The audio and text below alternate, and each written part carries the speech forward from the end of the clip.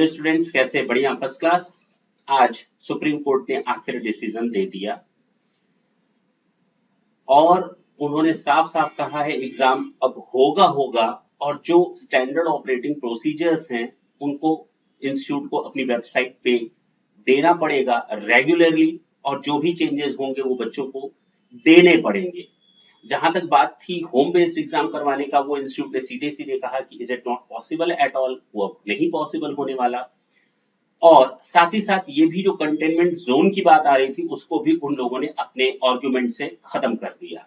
तो कुल मिलाकर के ये हुआ कि जो बच्चे काफी दिनों से वेट कर रहे थे इस सुप्रीम कोर्ट के वर्डिक्ट की कि शायद उनके फेवर में ये डिसीजन आएगा, and they were waiting for that, और अल्टीमेटली सुप्रीम कोर्ट ने ऐसा डिसीजन दिया जो सीए इंस्टीट्यूट के फेवर में है। बेसिकली अगर मैं ये कहूं कि ये डिसीजन इंस्टीट्यूट के फेवर में नहीं है बल्कि स्टूडेंट्स के फेवर में है। एग्जाम होना बहुत अच्छी बात है, एग्जाम पोस्टपोन होना बहुत नेगेटिव है। फर्स्ट थिंग, कुछ लोगों को बुरा लगेगा, बिल्कुल लगना चाहिए। प्रॉब्लम यहां ये नहीं है कि आप क्या चाहते हैं, प्रॉब्लम ये है कि क्या होना चाहिए। जो आप चाहते हैं वही हो ऐसा जरूरी नहीं है। इसके पीछे की वजह जानते हैं? जो प्रॉब्लम आज डायलेमा की सिचुएशन आप लोगों के साथ आई है ना, वो प्रॉब्लम जानते हैं क्या है? वो प्रॉब्लम इसलिए नहीं आई कि इंस्टीट्यूट ने कुछ डिसीजन लिया एग्जाम कराने का। वो प्रॉब्लम इस वजह से नहीं आई कि सुप्रीम कोर्ट ने डिसीजन दिया कि एग्जाम कंडक्ट करवाया जाए। वो प्रॉब्लम इसलिए आई क्योंकि आपने लापरवाही की। मैं फिर बोलता हूं, ये केवल आप हैं जो उम्मीदें बांध कर बैठ जाते हैं, और अगर मैं गलत नहीं हूं तो जो मुझे बोलना नहीं चाहिए वो मैं अब बोलने जा रहा हूं। बच्चों की लाइफ के साथ सोशल मीडिया में केवल और केवल गेम खेला जा रहा है। सीधी सी बात है। मैं इन चीजों पर, मैं इन मुद्दों पर कभी नहीं फ्रंट पे आता और ना मैं किसी के बारे में बोलना चाहता हूं, लेकिन किसी को सीए बनने में आज शर्म आती है तो कोई सीए इंस्टीट्यूट से सीए बन करके वो टैग लगा करके कि I am a chartered accountant, और उनको आज शर्म आती है अपने आप को सीए बोलने में और बच्चों के साथ गेम खेलने में। मजा आता है। इंस्टेड की वो बच्चों को समझाएं कि एग्जाम देना चाहिए, इंस्टेड की वो बच्चों को ये समझाएं कि एग्जाम आपके फेवर में ही है, इंस्टेड की वो 1 लाख 1.5 लाख बच्चे जो एग्जाम के लिए वेट कर रहे हैं, हम ये नहीं करें 5,000 बच्चे जो कंटेनमेंट जोन में आने के कारण मान लेते हैं उनका एग्जाम रह गया 2 मिनट के लिए, सपोज करते उनका एग्जाम रह गया, तो उन 5,000 कारण पहली चीज तो उन बच्चों की लाइफ के साथ ना खिलवाड़ हो जिनके यहाँ कोई कंटेनमेंट जोन नहीं है और वो एग्जाम दे सकते हैं। एग्जाम कब तक पोस्टपोन किया जाए कोई नहीं जानता। लोग हर एक टीचर जो सोशल मीडिया पर एक्टिव है, मैक्सिमम, अगर कईयों की बात करूं, आपको नाम मालूम होंगे, कईयों की बात करूं तो वो अपनी अपनी पॉलिसी मेकिंग प्रोसेस में आ जाते हैं। हर बंदा अपनी पॉलिसी ले आ रहा है, हर बंदा एक नई टेक्निक ले आकर के रख दे रहा है, हर बंदा केवल हर एक अनाउंसमेंट में निगेटिविटी खोज रहा है। अरे भाई, बच्चों को इंस्टीट्यूट के साथ छोड़ दो उनको। मैं ये नहीं कहा भगवान भरोसे छोड़ दो, ना तो आप फिजिकली किसी के साथ प्रेजेंट हो, ना तो आप उनके साथ कोई सपोर्ट कर सकते हो केवल बोलने के सिवाय।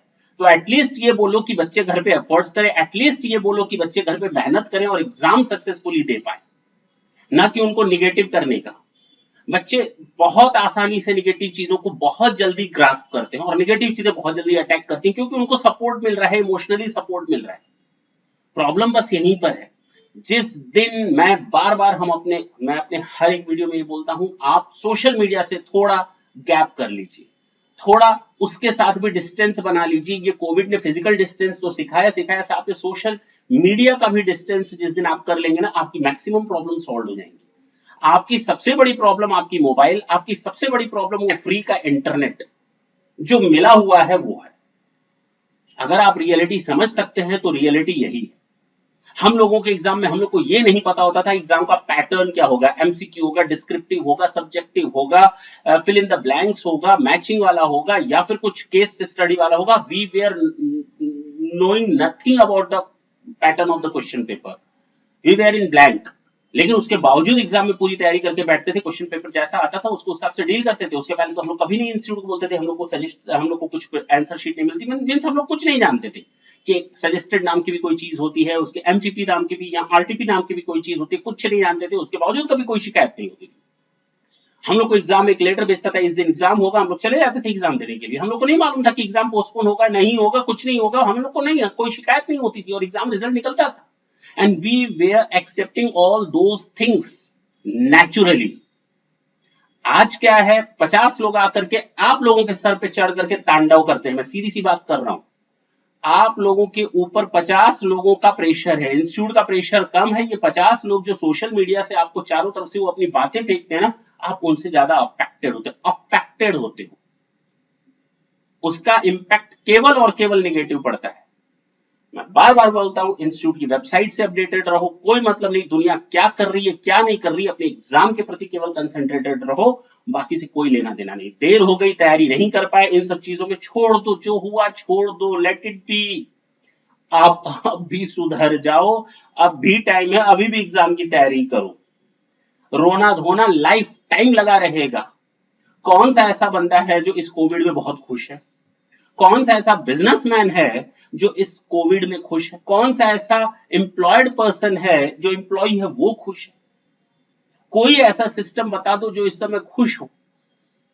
आप लोग तो केवल स्टडी करनी है, चुपचाप अपने कमरे में बैठकर, मम्मी पापा ने पैसा दिया एग्जाम देना है, उसमें भी आपको दुख है। आपको कौन सा दुख पहुंच गया? ये कोविड सिचुएशन आपने अपने दिमाग में क्यों इतना हेडेक ले लिया? जो चीज आपके बस में नहीं है आप कुछ नहीं कर सकते।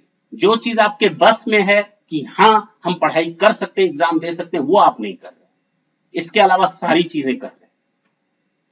दुनिया की चीजों से किनारे रहें। प्रॉब्लम दूसरी है, प्रॉब्लम कहीं और है, मैं नाम नहीं लूंगा, मैं चीजें नहीं बता सकता। मेरी कुछ अपनी लिमिटेशंस है, मेरे कुछ प्रिंसिपल्स हैं, कुछ जो समझदार होंगे समझ गए होंगे।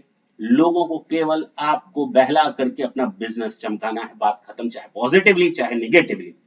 आज की डेट में बच्चे इन चीजों को सुनकर बड़े खुश होते हैं, चलो उनको वही सुनाओ जिससे वो खुश होते हो, या उनकी चीजों, उनके इमोशंस को हम लोग इनकैश कर सकें, डायरेक्टली और इनडायरेक्टली। बिल्कुल किनारे रखिए इन चीजों से अपने आप को। ज्यादा नहीं बोलूंगा, समझदार के लिए इशारा काफी है।